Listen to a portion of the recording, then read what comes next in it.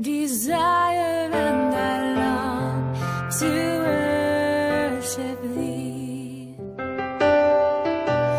You alone are my strength, my shield. To you alone may my spirit yield.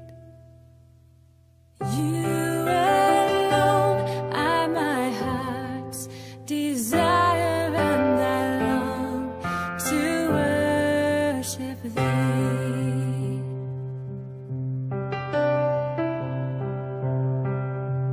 You're my friend, and you are my brother, even though you are a king.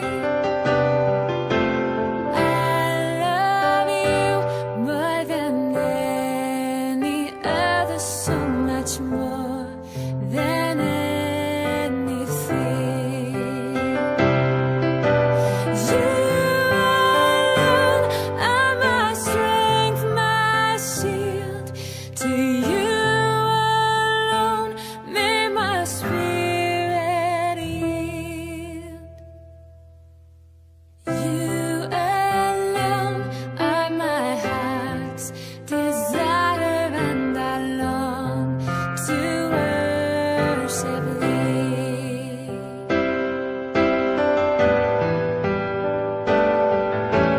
I want you more than gold or silver, only you can satisfy.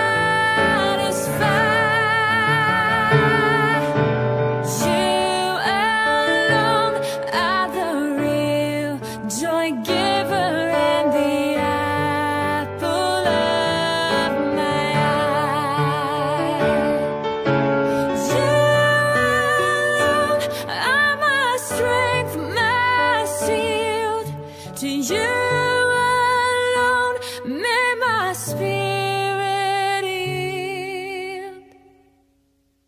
You alone are my heart's desire, and I long to worship thee.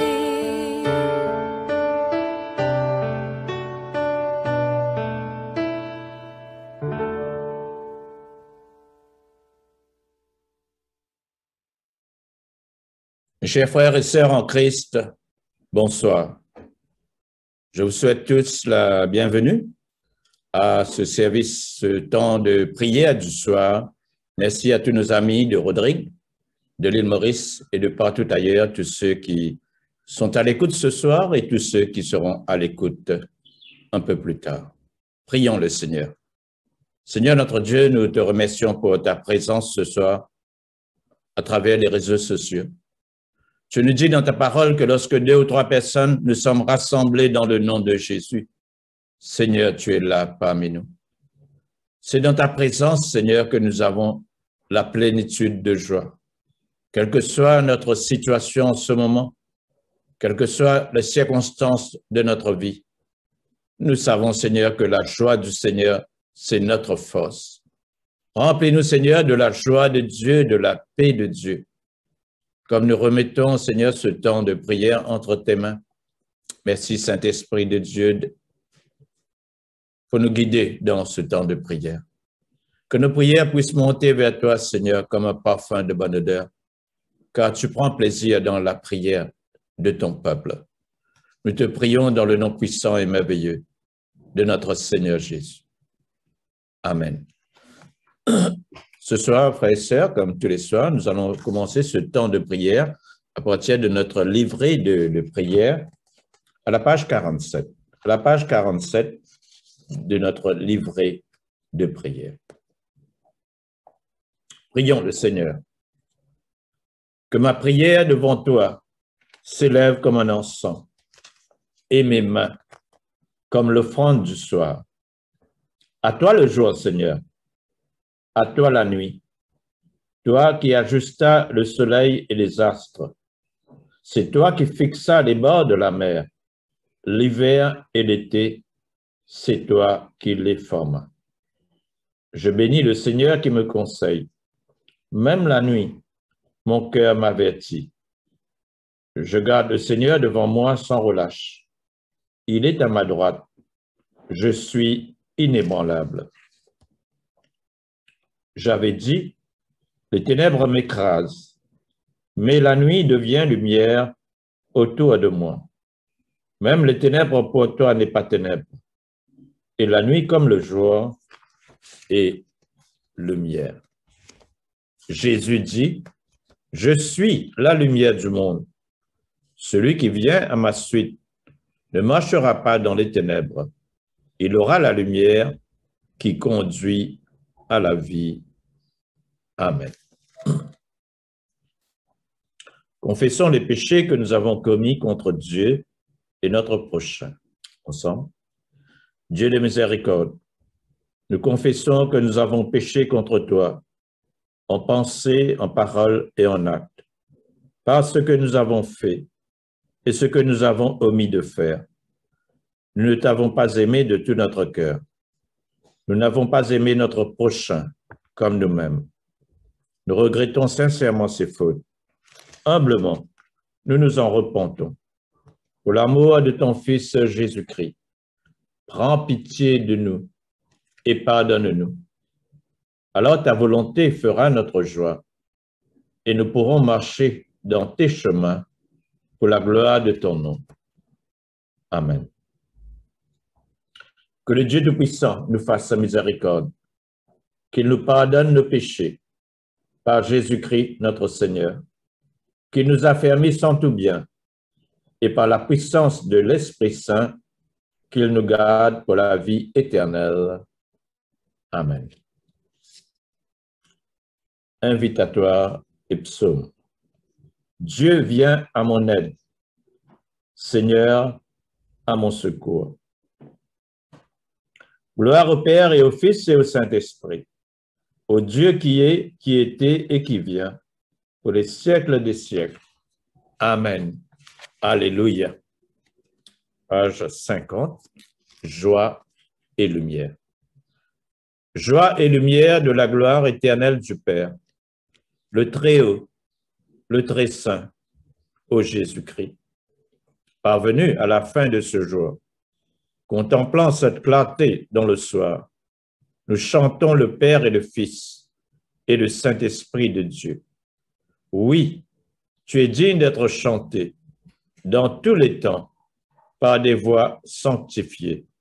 Fils de Dieu qui donne vie, tout l'univers te rend gloire. Nous allons maintenant passer à la lecture de la parole de Dieu. Tout d'abord, nous allons lire le psaume 110. Le psaume 110 dans votre Bible. Le psaume 110, versets 1 à 5. Parole de l'Éternel à mon Seigneur. Assieds-toi à ma droite, jusqu'à ce que je fasse de tes ennemis ton marchepied. L'Éternel étendra de Sion le sceptre de ta puissance. Domine au milieu de tes ennemis. Ton peuple est plein d'ardeur quand tu rassembles ton armée avec des ornements sacrés du sein de l'aurore. Ta jeunesse vient à toi comme une rosée. L'Éternel l'a juré et il ne s'en repentira point. Tu es sacrificateur pour toujours, à la manière de Melchizedek. Le Seigneur à ta droite brise des rois au jour de sa colère. Gloire soit au Père et au Fils et au Saint-Esprit, comme il était au commencement, comme il est maintenant, et comme il sera éternellement. Amen. Le psaume 116. J'aime l'Éternel, car il entend ma voix, mes supplications, car il a penché son oreille vers moi, et je l'invoquerai toute ma vie. Les liens de la mort m'avaient environné, et les angoisses du sépulcre m'avaient saisi. J'étais en proie à la détresse et à la douleur, mais j'invoquai le nom de l'Éternel. Ô Éternel, sauve mon âme. L'Éternel est miséricordieux et juste. Notre Dieu est plein de compassion. L'Éternel garde les simples. J'étais malheureux et il m'a sauvé. Mon âme, retourne à ton repos, car l'Éternel t'a fait du bien. Oui, tu as délivré mon âme de la mort, mes yeux des larmes, mes pieds de la chute.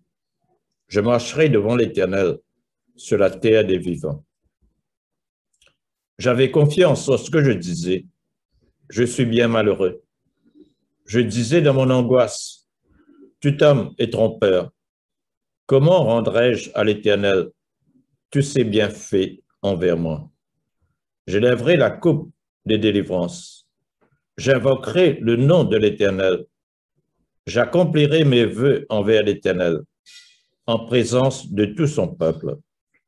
Elle a du prix aux yeux de l'Éternel, la mort de ceux qui l'aiment. Écoute-moi, ô Éternel, car je suis ton serviteur, fils de ta servante. Tu as détaché mes liens.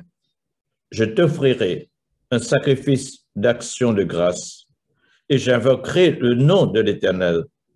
J'accomplirai mes vœux envers l'Éternel en présence de tout son peuple, dans les parvis de la maison de l'Éternel, au milieu de toi, Jérusalem.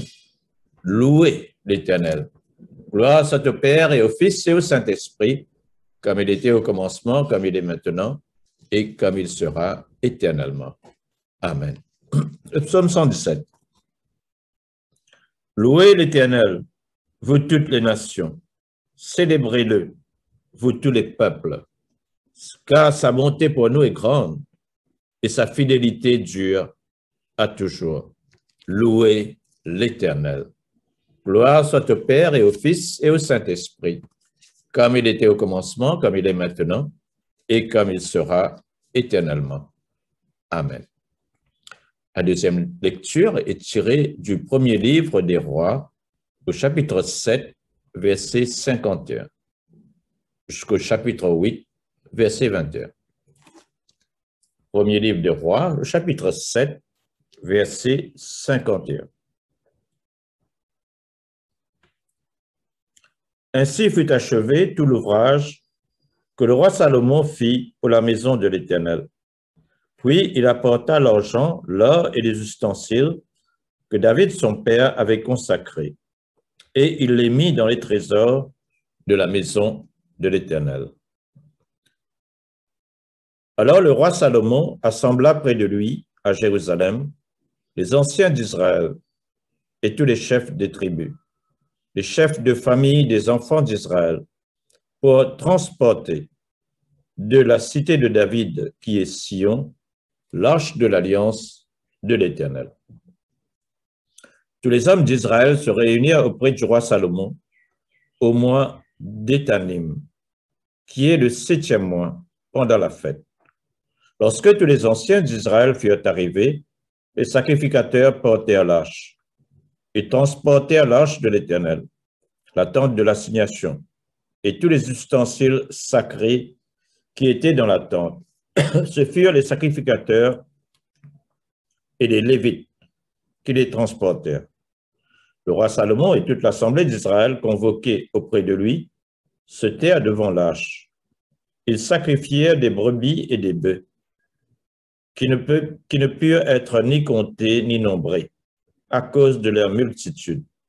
Les sacrificateurs portèrent l'arche de l'alliance de l'Éternel à sa place, dans le sanctuaire de la maison, dans le lieu très saint, sous les ailes des chérubins. Quand les chérubins avaient les ailes étendues sur la place de l'arche, et ils couvraient l'arche et ses barres par-dessus. On avait donné aux barres une longueur telle que les extrémités se voyaient du lieu saint devant le sanctuaire, mais ne se voyaient point du dehors. Elles ont été là jusqu'à ce jour. Il n'y avait dans l'arche que les 2 tables de pierre que Moïse y déposa en Horeb, lorsque l'Éternel fit alliance avec les enfants d'Israël à leur sortie du pays d'Égypte. Au moment où les sacrificateurs sortirent du lieu saint, la nuée remplit la maison de l'Éternel. Les sacrificateurs ne purent pas y rester pour faire le service à cause de la nuée, car la gloire de l'Éternel remplissait la maison de l'Éternel. Alors Salomon dit, l'Éternel veut habiter dans l'obscurité. J'ai bâti une maison qui sera ta demeure, un lieu où tu résideras éternellement. Le roi tourna son visage et bénit toute l'assemblée d'Israël, et toute l'assemblée d'Israël était debout.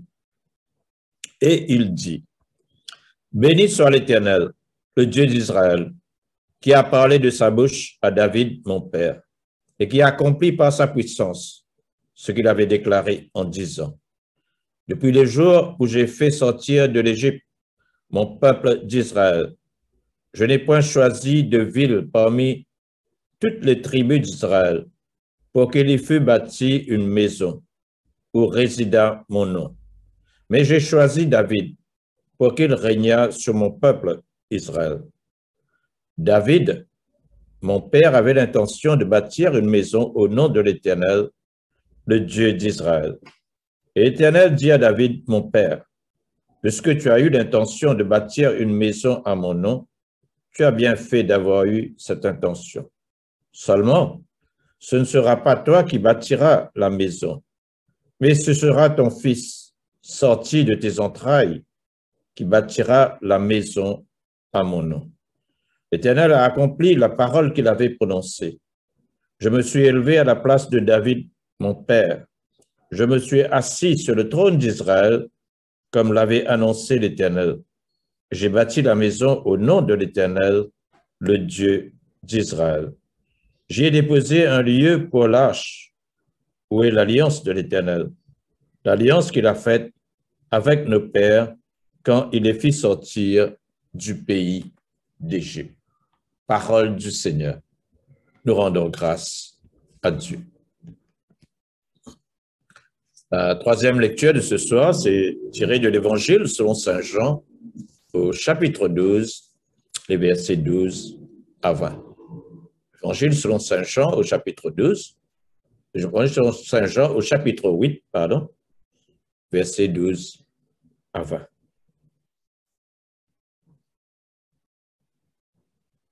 Jésus leur parla de nouveau et dit, « Je suis la lumière du monde. Celui qui me suit ne marchera pas dans les ténèbres, mais il aura la lumière de la vie. » Là-dessus, les pharisiens lui dirent, « Tu rends témoignage de toi-même. Ton témoignage n'est pas vrai. » Jésus leur répondit, « Quoique je rende témoignage de moi-même, mon témoignage est vrai, car je sais d'où je suis venu et où je vais. Mais vous ne savez d'où je viens, ni où je vais. Vous jugez selon la chair. Moi, je ne juge personne.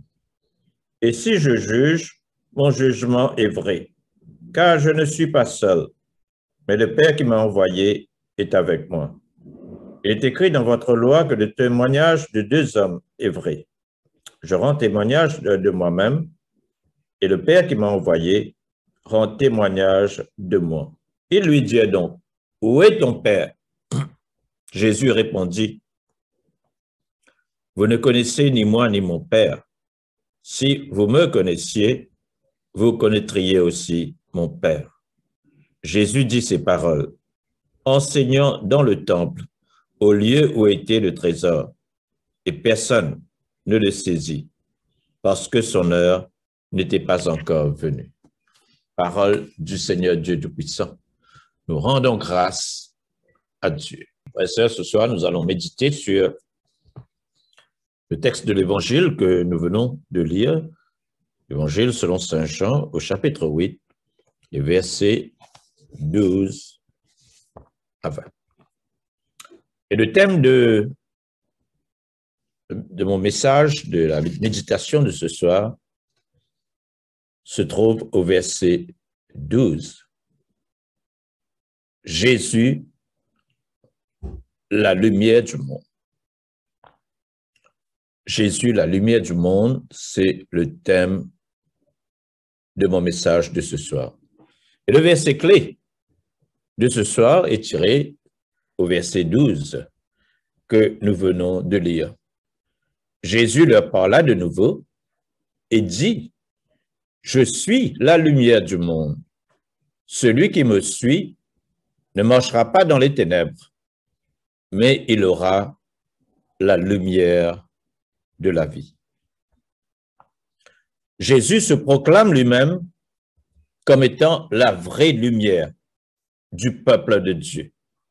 La vraie lumière non seulement en Israël, mais la vraie lumière dans le monde entier, y compris bien sûr l'île Maurice et Rodrigue.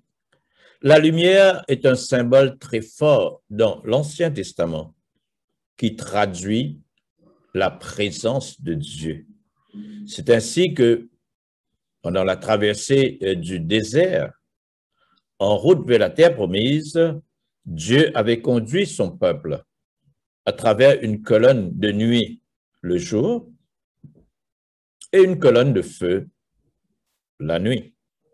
Nous lisons par exemple dans le livre d'Exode que l'Éternel allait devant eux le jour dans une colonne de nuit pour les guider dans leur chemin et la nuit dans une colonne de feu pour les éclairer, afin qu'ils marchassent jour et nuit.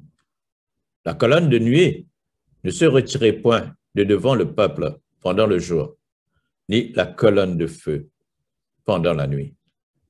À travers cette colonne de nuit, à travers cette colonne de feu, Dieu marquait sa présence, car c'était Dieu lui-même qui allait guider son peuple vers la terre promise. Le psalmiste nous dit et nous enseigne au psaume 27, verset 1er, « L'Éternel est ma lumière et mon salut. De qui aurais-je crainte? L'Éternel est le soutien de ma vie. De qui aurais-je peur? L'Éternel est ma lumière et mon salut. » La venue du Seigneur et l'établissement du royaume de Dieu sera un temps où nous lisons dans Ésaïe au chapitre 49, verset 6. « C'est peu que tu sois mon serviteur pour relever les tribus de Jacob et pour ramener les restes d'Israël. Je t'établis pour être la lumière des nations, pour porter mon salut jusqu'aux extrémités de la terre. » C'était une prophétie du prophète Ésaïe qui allait être accomplie par Jésus-Christ. Jésus-Christ qui sera la lumière des nations pour porter le salut jusqu'aux extrémités du monde. Et Dieu lui-même sera la lumière de son peuple, que nous lisons dans Ésaïe 60, versets 19 à 20. Ce ne sera plus le soleil qui te servira de lumière pendant le jour, ni la lune qui t'éclairera de sa lueur, mais l'Éternel sera ta lumière à toujours. Ton Dieu sera ta gloire. Ton soleil ne se couchera plus, et ta lune ne s'obscurcira plus, car l'Éternel sera ta lumière à toujours, et les jours de ton deuil seront passés. L'Éternel sera ta lumière à toujours. Jésus vient le confirmer et Jésus vient l'affirmer devant tout le monde, devant les pharisiens, qu'il était bien la lumière du monde. Mais à l'affirmation de Jésus qu'il était la lumière du monde, les pharisiens se sont opposés. Ils confrontèrent Jésus en lui disant, au verset 13, là-dessus, les pharisiens lui dirent, « Tu rends témoignage de toi-même. Ton témoignage n'est pas vrai. » Les pharisiens viennent refuser l'affirmation de Jésus qui disait qu'il était la lumière du monde. Bien sûr, les pharisiens faisaient référence au texte de l'Ancien Testament Deutéronome chapitre 17, verset 6, qui dit qu'un témoignage, pour être vrai, doit être confirmé par 2 témoins. Celui qui mérite la mort sera exécuté sur la déposition de 2 ou de 3 témoins. Il ne sera pas mis à mort sur la déposition d'un seul témoin. L'Ancien Testament vient dire que un témoignage, une affirmation doit être confirmée par au moins 2 témoins. Et là, notre Seigneur Jésus va répondre aux pharisiens en 4 points. Notre Seigneur Jésus va expliquer pourquoi lui, Jésus-Christ, il pouvait témoigner de lui-même et que le Père également rend témoignage de lui, qu'il était bien la lumière du monde. Donc, notre Seigneur répondit aux pharisiens en 4 points. Tout d'abord, Jésus fit appel à sa mission. Et au verset 14, Jésus leur répondit, « Quoique je rende témoignage de moi-même, mon témoignage est vrai, car je sais d'où je suis venu et où je vais. Mais vous, vous ne savez d'où je viens ni où je vais. » Jésus sait d'où il vient et où il va aller. Jésus est celui qui a été envoyé dans le monde par Dieu le Père pour une mission, celle de mourir sur la croix pour nos péchés.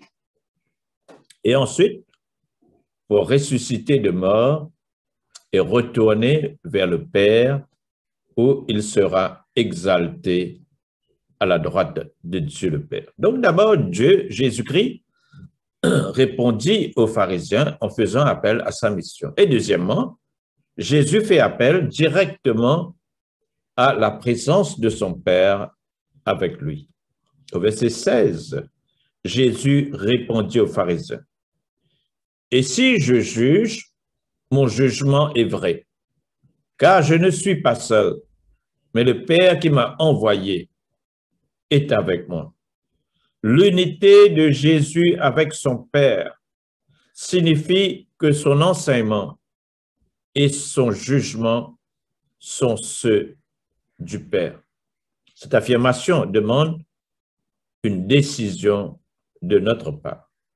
Soit nous acceptons l'affirmation de Jésus et nous le croyons, qu'il est bien la lumière du monde, soit nous le rejetons et nous ne croyons pas qu'il est la lumière du monde. Donc, premièrement, Jésus fit appel à sa mission. Deuxièmement, il fait appel à la présence de Dieu le Père avec lui. Et troisièmement, il fait appel à son origine divine. Au verset 23, il leur dit, « Vous êtes d'en bas, moi je suis d'en haut.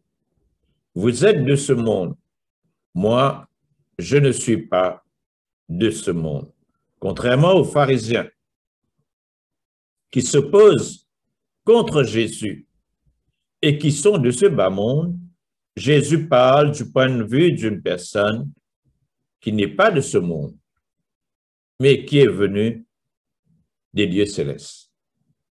Quatrièmement, Jésus fait appel à son futur. Il sera exalté à la droite de Dieu le Père. Au verset 28, Jésus leur dit, quand vous aurez élevé le Fils de l'homme, alors vous connaîtrez ce que je suis et que je ne fais rien de moi-même, mais je parle selon ce que le Père m'a enseigné. L'exaltation de Jésus-Christ justifiera son enseignement.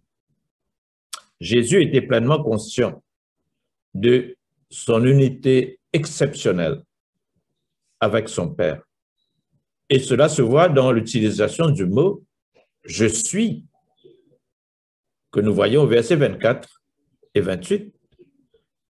Verset 24, Jésus dit « C'est pourquoi je vous ai dit que vous mourrez dans vos péchés, car vous ne croyez pas ce que je suis. Vous mourrez dans vos péchés. Il affirme, je suis. Et au verset 28, il répète la même chose. Il a dit, Jésus donc leur a dit, quand vous aurez élevé le Fils de l'homme, alors vous connaîtrez ce que je suis. Et le mot « je suis » fait allusion, bien sûr, à la conversation que Dieu avait avec Moïse, où Dieu révéla à Moïse son nom, le nom de Dieu qui est « je suis ». Exode chapitre 3, verset 14, Jésus dit à Moïse, Dieu dit à Moïse, « Je suis celui qui suis ». Et il ajouta, c'est ainsi que tu répondras, c'est ainsi que tu répondras aux enfants d'Israël. Celui qui s'appelle « Je suis » m'a envoyé vers vous.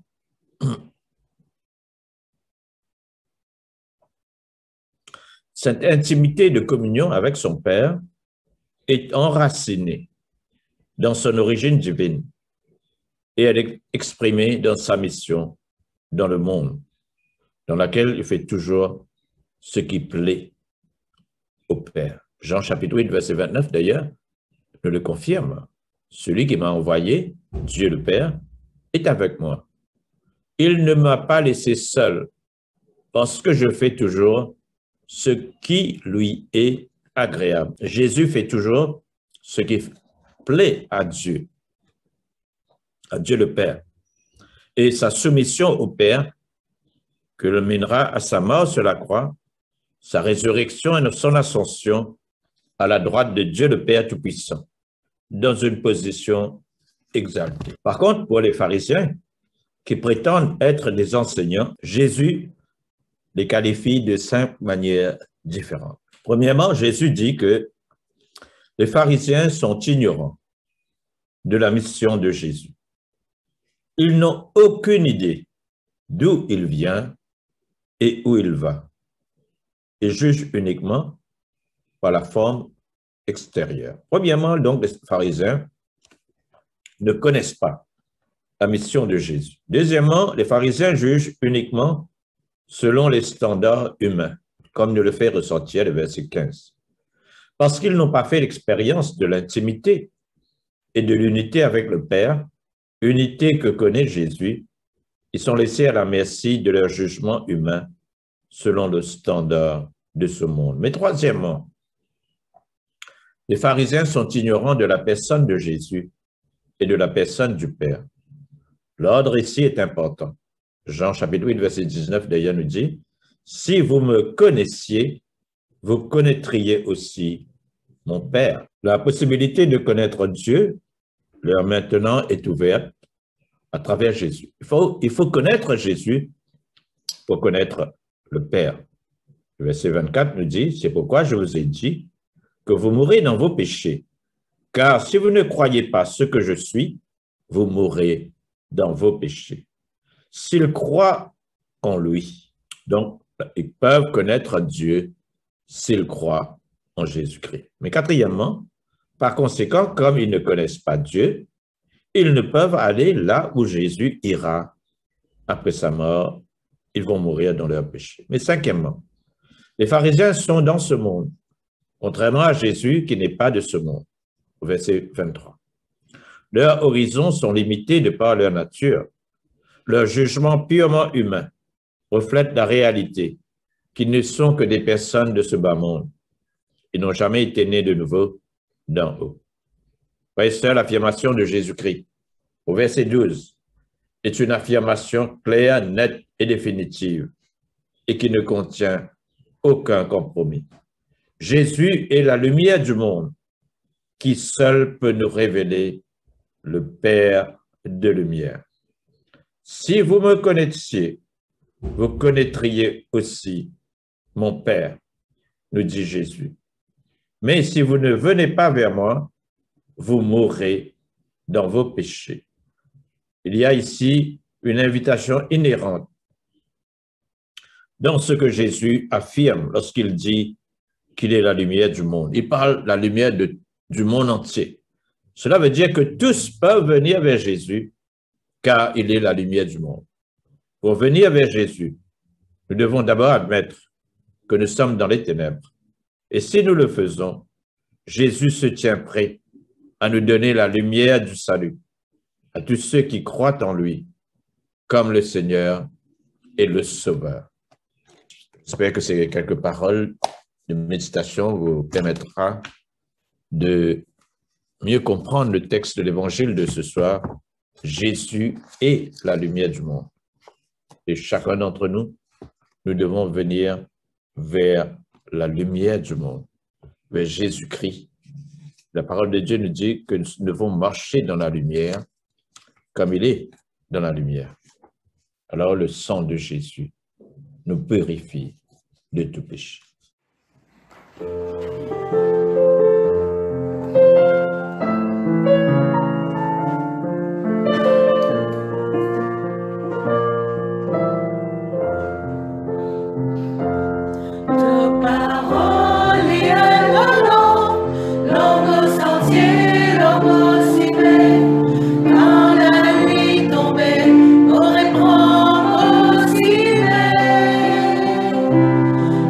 Parole, la vérité.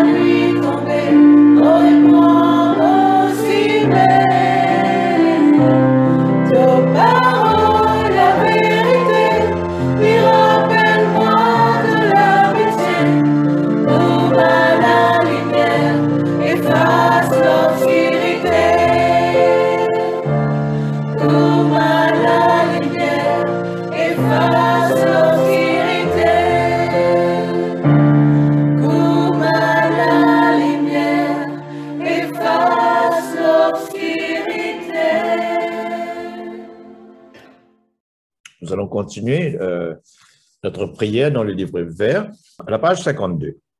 Cantique de Siméon. Maintenant, ô Maître souverain, tu peux laisser ton serviteur s'en aller en paix, selon ta parole. Car mes yeux ont vu le salut que tu préparais à la face des peuples, le mieux qui se révèle aux nations, et donne gloire à ton peuple, Israël. Gloire au Père et au Fils et au Saint-Esprit, pour les siècles des siècles. Amen. On dit ensemble le symbole des apôtres, affirmer notre foi. Je crois en Dieu le Père Tout-Puissant, Créateur du ciel et de la terre, et en Jésus-Christ, son Fils unique, notre Seigneur, qui a été conçu du Saint-Esprit, est né de la Vierge Marie, a souffert sous Ponce Pilate, a été crucifié, est mort et a été enseveli, est descendu aux enfers, le troisième jour, est ressuscité des morts, est monté aux cieux, est assis à la droite de Dieu le Père Tout-Puissant, d'où il viendra juger les vivants et les morts.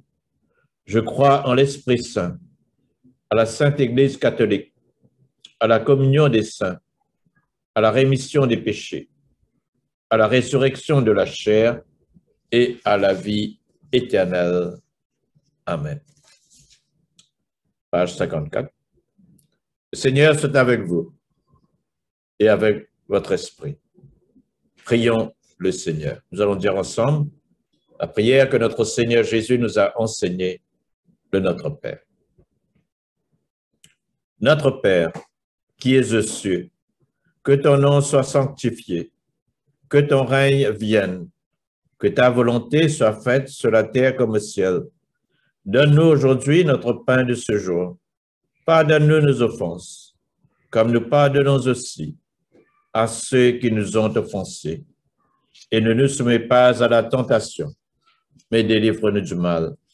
Car c'est à toi qu'appartiennent le règne, la puissance et la gloire dans les siècles des siècles.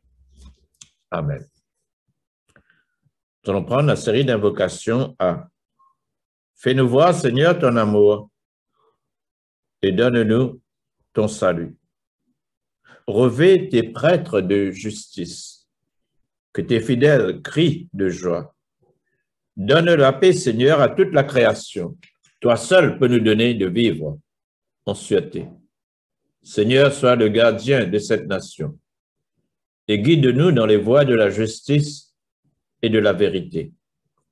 Que ton chemin soit connu sur la terre et ton salut parmi toutes les nations. Que le pauvre ne soit pas oublié pour toujours. Que jamais ne périsse l'espoir des malheureux.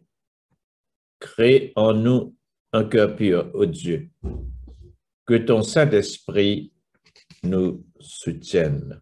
À la page 56, les collectes. Collecte du vendredi.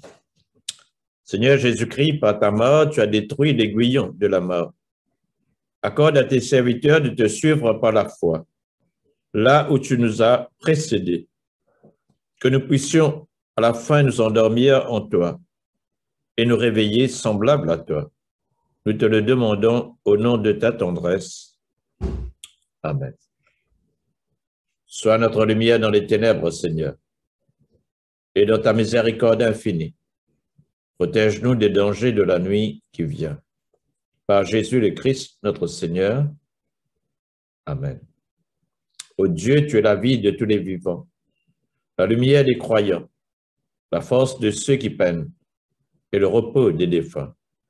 Nous te rendons grâce pour les bienfaits de ce jour qui s'achève et nous implorons ta protection pour la nuit qui vient. Conduis-nous en sûreté jusqu'aux heures du matin. Nous te le demandons par celui qui est mort et ressuscité pour nous, ton Fils Jésus-Christ, notre Sauveur. Amen. Reste avec nous, Seigneur, car il se fait tard et déjà le jour baisse. Sois notre compagnon sur la route, enflamme notre cœur, ravive notre espérance, pour que nous te découvrions dans les Écritures et dans le pain partagé. Nous te le demandons dans ta tendresse. Amen. Ô Dieu et Père de tous, toi que tous les cieux glorifient, fais que la terre entière t'adore et te chante, que toutes les nations t'obéissent, que toutes les langues te confessent, et que partout les peuples t'aiment et te servent dans la paix. Par Jésus le Christ, notre Seigneur. Amen. La page 58, Action de grâce générale. Dieu Tout-Puissant, Père de miséricorde, nous te rendons grâce de ta bonté et de ton amour envers nous, tes serviteurs indignes, et envers tous ceux que tu as faits. Nous te bénissons parce que tu nous as créés, tu nous protèges et tu nous combles des bienfaits de cette vie. Mais surtout parce que dans ton amour inépuisable, tu as racheté le monde par ton Fils Jésus-Christ. Et tu nous donnes les moyens de recevoir ta grâce et l'espérance de la gloire sans fin. Nous t'en prions, rends-nous sensibles à ta miséricorde, pour que nous te rendions gloire d'un cœur reconnaissant, non seulement de nos lèvres, mais par toute notre vie, en nous mettant à ton service et en marchant devant toi dans la justice et la sainteté, tout au long de nos jours. Nous te le demandons par ton Fils Jésus le Christ, notre Seigneur. Amen. La prière de Saint Jean Chrysostome. Dieu Tout-Puissant, toi qui nous as accordé la grâce de t'adresser d'un cœur unanime notre prière commune, tu as promis par ton Fils que lorsque 2 ou 3 se réuniraient en son nom, tu serais au milieu d'eux. Comble maintenant, Seigneur, nos désirs et nos vœux, selon ce qui nous est utile. Donne-nous en cette vie la connaissance de ta vérité et dans le monde à venir, la vie éternelle. Amen. Bénissons le Seigneur. Nous rendons grâce à Dieu. La grâce de Jésus-Christ, notre Seigneur, l'amour de Dieu le Père et la communion de l'Esprit Saint soient toujours avec nous. Amen. Seigneur notre Dieu, nous te remercions pour ce temps béni en ta présence. Merci Seigneur pour ce temps de prière. Que nos prières, Seigneur, puissent monter vers toi comme un parfum de bonne odeur. Et que ce soir, je vous invite, chacun d'entre nous, à faire monter vers Dieu nos prières personnelles.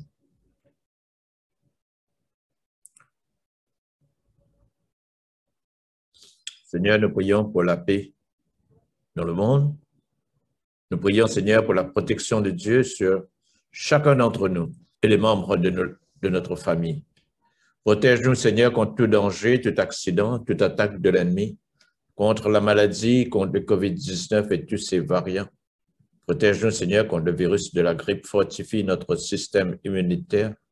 Couvre-nous, Seigneur, par le sang de Jésus. Et que tes anges gardiens puissent camper autour de nous. Que tu puisses agir comme un bouclier. Les flèches enflammées de l'ennemi ne pourront pas nous atteindre. Garde-nous sous ta protection divine, Seigneur. Veille sur nous comme la prunelle de tes yeux et donne à chacun d'entre nous ce soir un bon sommeil, un sommeil réparateur et que chaque matin, tu puisses renouveler ta bonté dans notre vie pour la gloire de ton nom. Amen. Que la grâce de notre Seigneur Jésus-Christ, l'amour de Dieu et la communion du Saint-Esprit soient avec nous tous éternellement. Amen. Voilà, frères et sœurs, nous sommes arrivés à la fin de ce temps de prière. Merci pour votre écoute. Merci pour votre participation. Je vous souhaite une bonne nuit. Au revoir et merci.